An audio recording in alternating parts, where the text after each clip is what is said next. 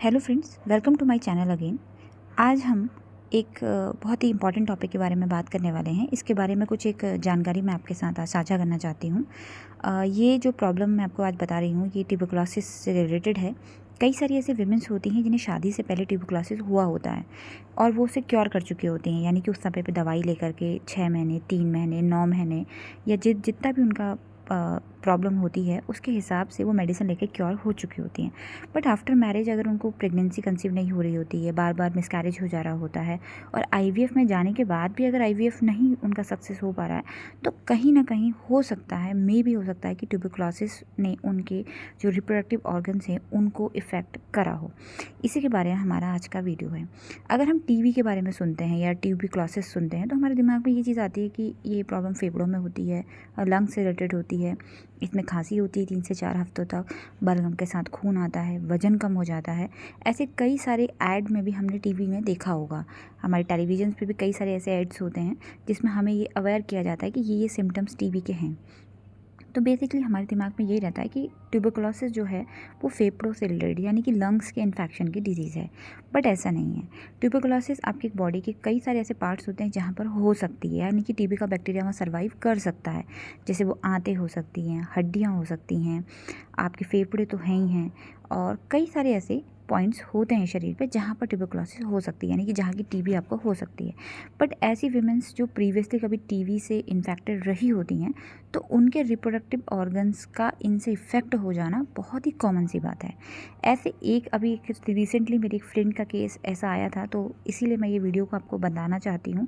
जो इन्फॉर्मेशन उसके डॉक्टर ने भी उसे बताई है वो मैं आज आपके साथ यहाँ पर आपको बताना चाहती हूँ। एक्चुअली क्या है कि ट्यूबरकुलोसिस का इलाज बिल्कुल संभव है, ऐसा कोई नहीं है, क्योंकि अब तो कैसी कैसी बीमारियों का इलाज अब आ गया है। तो ट्यूबरकुलोसिस कोई ऐसी बहुत बड़ी चीज़ नहीं है। बट हाँ, ये है कि ये आपके रिप्रोडक्टिव ऑर्गन्स को इफ़ेक्ट करती है, आपकी फर्टिलिटी को इफ़ेक्ट करती है, आपके ओवरियन रिजर्व को इफ़ेक्ट कर सकती है, आपके ट्यूब को इफ़ेक्ट कर सकती है। आईसीएमआर की गाइडलाइंस के अकॉर्डिंग भी ऐसा माना जाता है कि जो ट्यूबरकुलोसिस है वो 90% ऐसी वीमेंस होती हैं जिनके ट्यूब को इफ़ेक्ट करता है। 50% ऐसी होती हैं जो एंड्रोमीटियम होती है, जो यूट्रस की लाइनिंग होती है, उसको इफ़ेक्ट करती है। और 30 to 35% वीमेंस ऐसी होती हैं जिनके ओवरियन रिजर्व को, यानी कि उनके एग कम बनेंगे, उसको ये टीबी इफ़ेक्ट कर सकती है। बट ऐसा कोई पक्का नहीं है। कई सारे ऐसे पेशेंट्स भी होते हैं, मैंने देखे हैं, खुद देखे हैं, जो कभी टीबी से इन्फेक्ट रहे होते हैं, प्रेगनेंसी में भी टीबी से इफेक्ट रहे होते हैं और बच्चे से बच्चा डिलीवर करते हैं, कोई ऐसी प्रॉब्लम नहीं आती।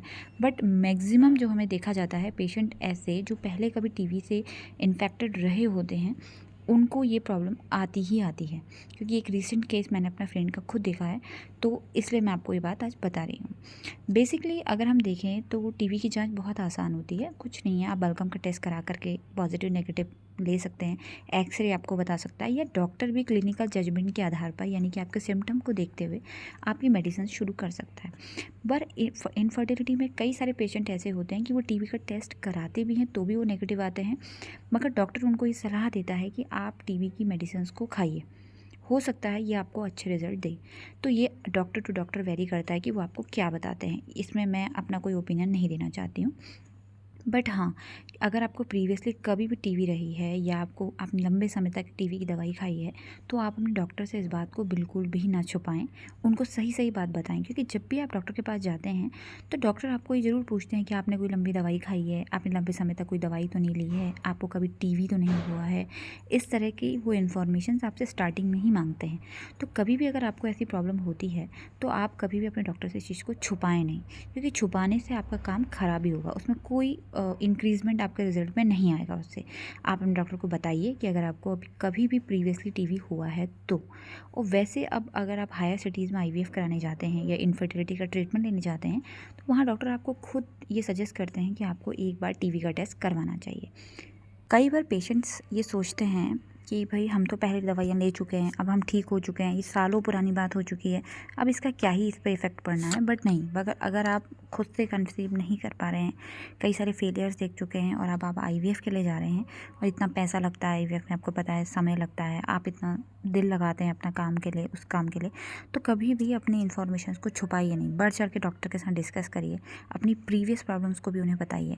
और कभी भी अगर आपको ऐसा लगता है कि हाँ भाई मुझे ऐसा रहा है, तो अपने डॉक्टर को बताइए, उसको छुपाइए नहीं। क्योंकि कई बार हम सोचते हैं कि यार क्या ही इस बात को बताना है, तो बहुत पुरानी बात हो गई है, और थोड़ी सी झैप भी आपको लगती है मन में कि नहीं यार छोड़ो इस बात को, क्या ही अभी डिस्कस करना है, ये तो बहुत पुरानी बात हो गई। मगर नहीं, अपने डॉक्टर के साथ अपनी प्रीवियस हिस्ट्री ज़रूर साझा करिए, क्योंकि कहीं ना कहीं उन चीज़ों का फ़र्क आपके आने वाले प्रिस्क्रिप्शंस पे पड़ता ही पड़ता है।